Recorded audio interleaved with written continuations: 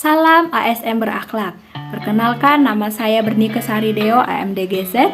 Saya merupakan ahli gizi.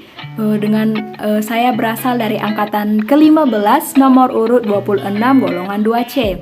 Unit kerja saya adalah Puskesmas Medan Johor. Materi yang akan saya adalah materi berakhlak, yakni dengan nilai akuntabel dengan pengampu materi Ibu Yam Nur Mahlia, SST MKes. Konsep akuntabilitas. Akuntabilitas merujuk pada kewajiban setiap individu, kelompok, atau institusi untuk memenuhi tanggung jawab dari amanah yang dipercayakan kepadanya. Beda akuntabilitas dan responsibilitas. Yang pertama, akuntabilitas, kewajiban pertanggungjawaban terhadap orang lain.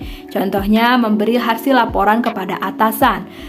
Sedangkan responsibilitas adalah kewajiban bertanggung jawab secara moral, contohnya seseorang yang diberi tugas dan dilakukan dengan penuh tanggung jawab. Kata kunci daripada akuntabilitas ini adalah integritas, komitmen, dapat dipercaya, serta transparan. Amanah seorang ASN menurut SM Menteri Pendayagunaan Aparatur Negara dan Reformasi Birokrasi nomor 20 tahun 2021 adalah menjamin terwujudnya perilaku yang sesuai dengan core values ASN berakhlak. Dalam konteks akuntabilitas, perilaku tersebut adalah: yang pertama, kemampuan melaksanakan tugas dengan jujur, bertanggung jawab, cermat, disiplin, dan berintegritas tinggi. Yang kedua, kemampuan menggunakan kekayaan dan barang milik negara secara bertanggung jawab, efektif, dan efisien. Yang ketiga, kemampuan menggunakan kewenangan jabatan dengan berintegritas tinggi. Aspek-aspek akuntabilitas. Aspek tersebut antara lain, akuntabilitas adalah sebuah hubungan, yakni hubungan dua pihak antara individu atau kelompok, institusi dengan negara dan masyarakat. Akuntabilitas berorientasi pada hasil. Hasil yang diharapkan yakni perilaku aparat pemerintah yang bertanggung jawab, adil, dan inovatif. Akuntabilitas membutuhkan adanya laporan kinerja bukti nyata dari hasil dan proses yang telah dilakukan. Kemudian, akuntabilitas memperbaiki kinerja. Setiap individu, kelompok, institusi akan diminta pertanggungjawaban secara aktif yang terlibat dalam proses evaluasi dan berfokus pada peningkatan kinerja. Akuntabilitas publik memiliki 3 fungsi utama menurut Bovens 2007, yakni untuk menyediakan kontrol demokratis, kemudian untuk mencegah korupsi dan penyalahgunaan kekuasaan, dan yang ketiga untuk meningkatkan efisiensi dan efektivitas. Tingkatan akuntabilitas terdiri dari 5. Yang pertama adalah akuntabilitas personal, mengacu pada nilai-nilai yang ada pada diri seseorang, seperti kejujuran, integritas, moral, dan etika. Yang kedua, akuntabilitas individu, di mana PNS sebagai aparatur negara bertanggung jawab untuk memenuhi tanggung jawabnya dari pemberi kewenangan. Yang ketiga, akuntabilitas kelompok, kinerja sebuah institusi biasanya dilakukan atas kerjasama kelompok. Dan yang keempat, akuntabilitas organisasi, mengacu pada hasil pelaporan kinerja yang telah dicapai, baik pelaporan dilakukan oleh individu terhadap organisasi atau institusi. Dan yang kelima, akuntabilitas stakeholder atau masyarakat umum, pengguna layanan, dan pembayar pajak yang memberi masukan, saran, dan kritik terhadap kinerjanya. Akuntabilitas dan integritas. Aulich 2011 bahkan mengatakan bahwa sebuah sistem yang memiliki integritas yang baik akan mendorong terciptanya akuntabilitas, integritas itu sendiri, dan transparansi.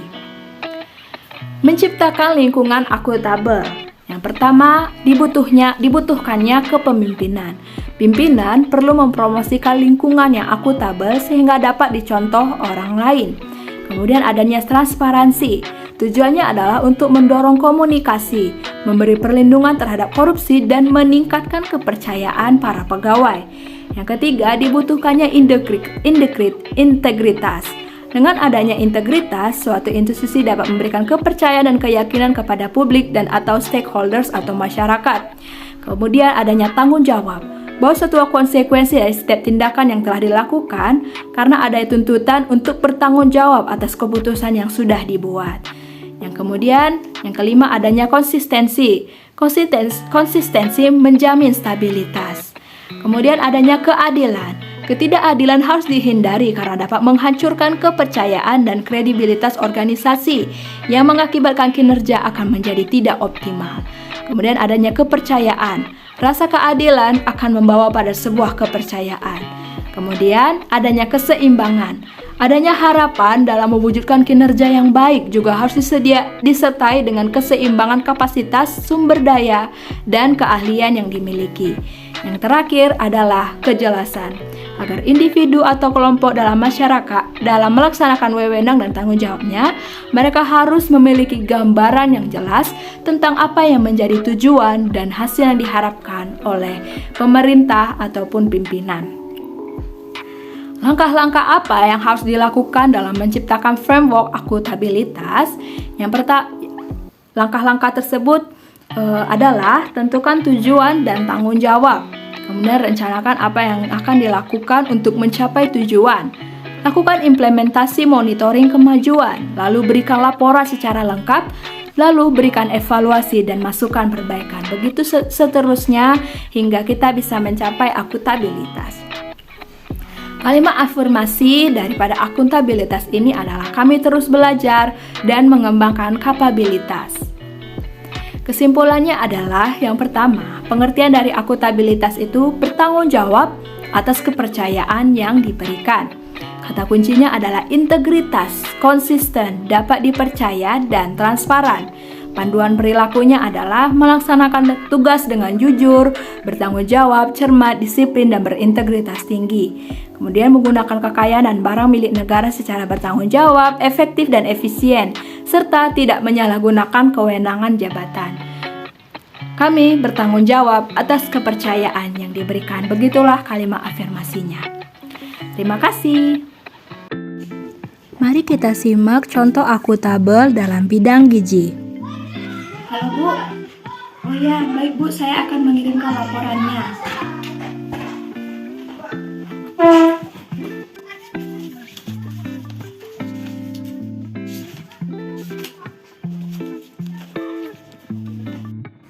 Melalui video tersebut, kita melihat bahwa salah satu perilaku ahli gizi yang akuntabel adalah ahli gizi yang melakukan tugas dan tanggung jawabnya serta memberikan laporan pertanggungjawaban kepada atasan yang memberikan tugas tanggung jawab tersebut kepadanya. Ahli gizi yang akuntabel juga adalah ahli gizi yang disiplin serta berintegritas tinggi.